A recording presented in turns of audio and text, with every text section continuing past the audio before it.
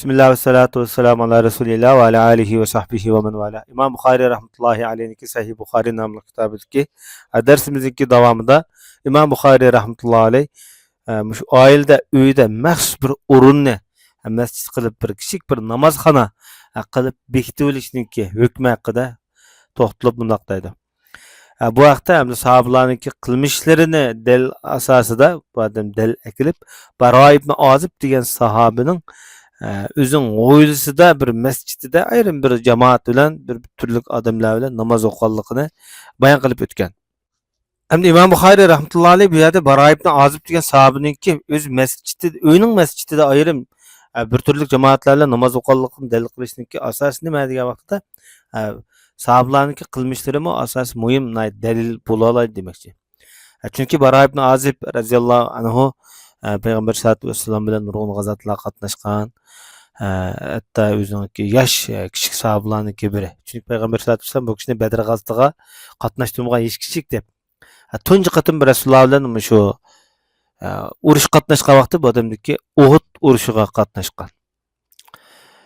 Onundan keyin 4 halifelerninki hemmesi bilen birge uruş katnaşyp İslamiyetninki şu nurgun mücahidi hareketlerde yoki ilmi sahalarda köp töhf qo'shgan büyüklerninki biri deyishki bo'ldi.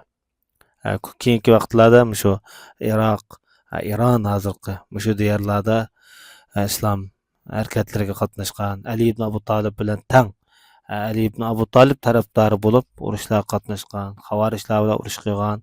Bundan boshqa nayatli ko'p hadis rivoyat qilgan büyük sahabalarniki biri deyishki bo'ldi. Ondan başqa şu Rey deymiz hozirgi Tehranniki Hijriye 24-yili fethi kılınışıda nayet zor güç göstergen komandalarınki biri. Hem şahadırki Irak ve İran zeminlerindeki. Bu adam Hijriye 72. yılları yani miladi 690. yıllık doğru kıldı. 80 yaş vaxtıda şu Kufa'da ölüp ketken bu adam. Peygamber sallallahu aleyhi ve sellem'den nayet nurgun köp hadislerini rivayet kılgan. Mesela Tağız Ebu Birda ibn Niyar deymiz, Bilal deymiz, çoğu sahabalardan köp hadislerini rivayet kılgan. Bu kişinin bu ayeti şagirdlerine ayeti köp. Bu kişininki hem de İslam'a koşkan töhfüler katarıda siyasi hareketleri cihetleri elbetsek Peygamber sallallahu aleyhi ve sellem'den boğan uruşdaki töhfülere keyinki 4 halifler devirdiki umumyüzlük Irak, İran şu şerq tarafdaki uruşlarga katnaşkan. İlmi cihetli töhfülere qarsak 305 tane hadis muş kişininki namıda rivayet kılıngan. Demek bu kişi bu ayeti köp hadis rivayet kılgan, İslam bu ayeti zor töhf koşkan bir kişi dep qarıldı. Bu 425. numaralı hadise İmam Bukhari rahmetullahi aleyh bizge Sa'id ibn Ufeyr degan kişi hadis sözlep bergen idi dep şunaqdaydı. Bu mu öz devirdeki büyük muhaddislerden İmam Bukhari rahmetullahi aleyhinki ustazları buludu. Bu kişi Mısır'da tuğan. Mısır'ınki aynı vaxtdaki dağınık muhaddisleri değişik buludu. Hicriye 146. yıllar etrafında tuğulup Hicriye 226. yılı ölüp ketkenlik hatırlangan. Özünki şu rastçılığı, şu nesep ilmini biliş bilen birge özün şu rastçılık bilen ayeti bek meşhur zat. Şoňlaşka bu ulamalar bu kişiге baha bergen wagtyda özünkini ayeti rastçıl iti degendek bahalany bergen. Bir kısım ulamalar hatta bu kişininki İbn Hibban'a okşaş muhaddisler şenjilik ide degendek bayanlarını bergen. Bu kişinin bu rivayet kılgan hadisleri ayeti köp. Leys ibn Sa'd degan Mısır'ın danlyk muhaddis bolgan da mesela şu adamda okugan bu adam.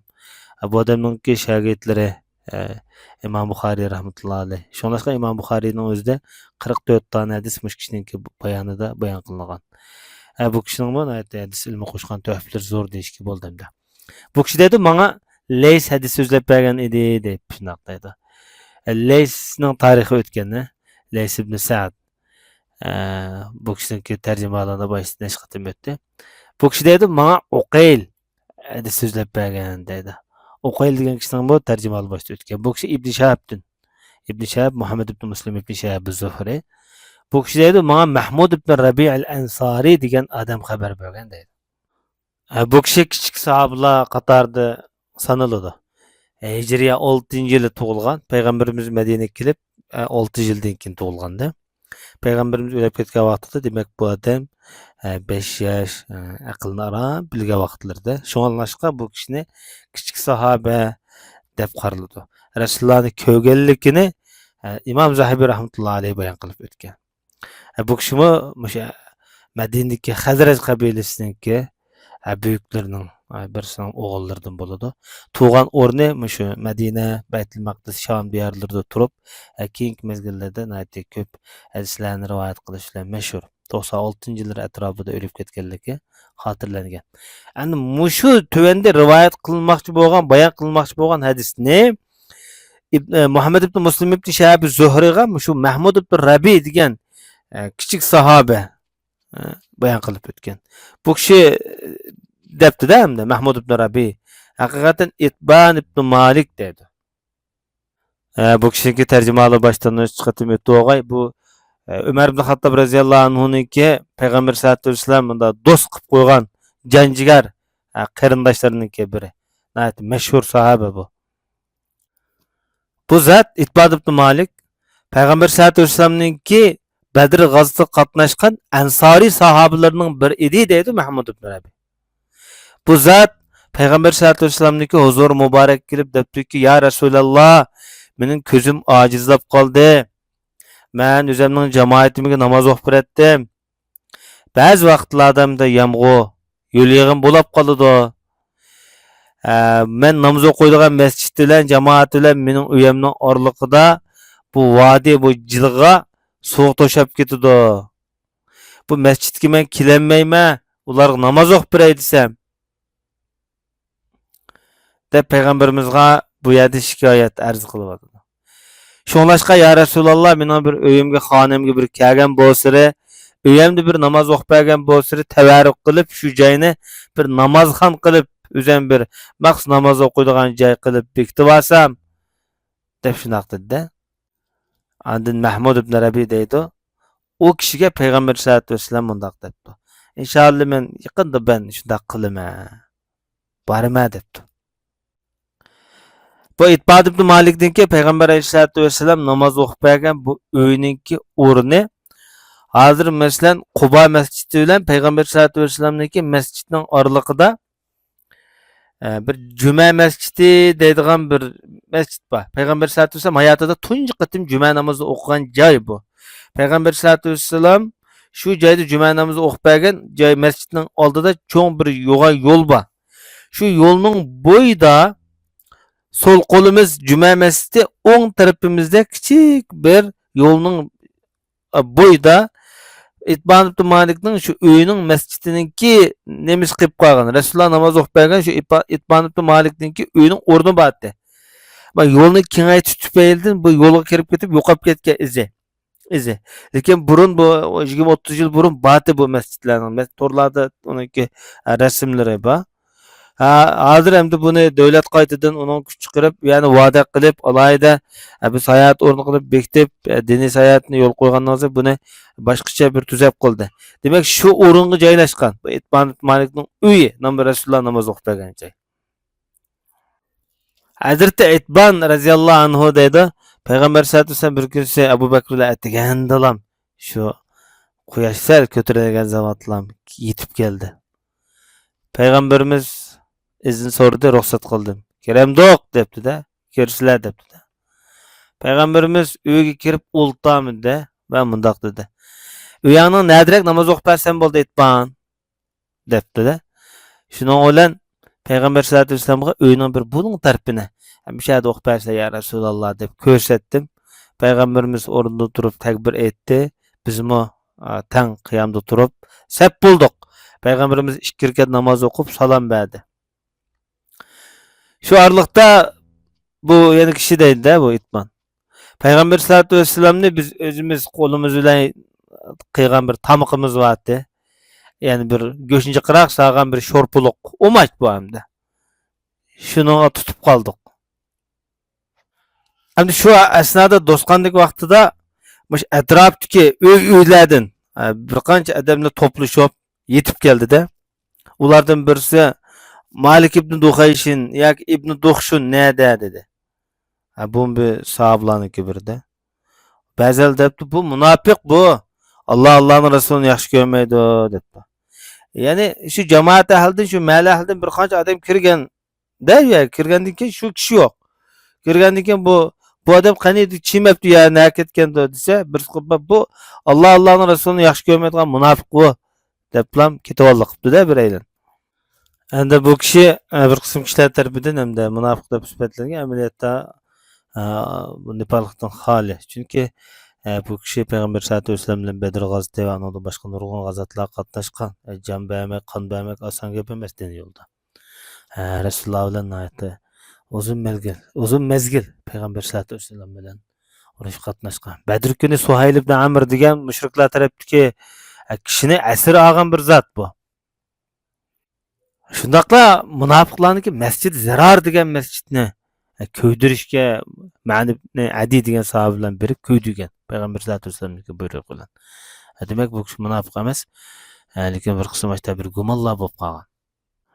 Bu zot Ansariylarniki Aws qabilasining Bani Avf jamoatidan bo'ladi. Malik ibn Duhshum degan ism bilan mashhur.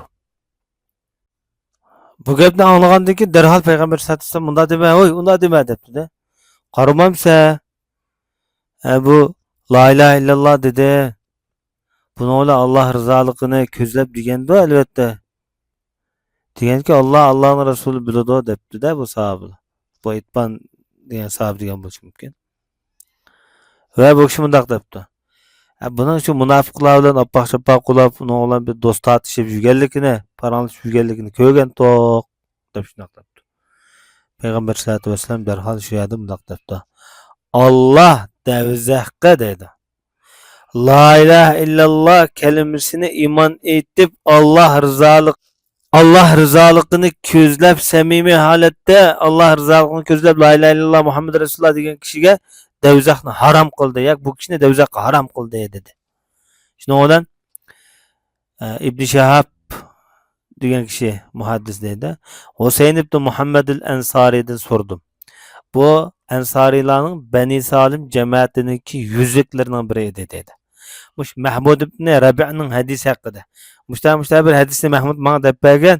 Mush hadis to'g'rimi, mush mazmunlar shuna bo'lganmi desa, bu kishi ha rost deb buni tasdiqdan o'tkazib ma'qullab berdi deb shunaq degan dedi.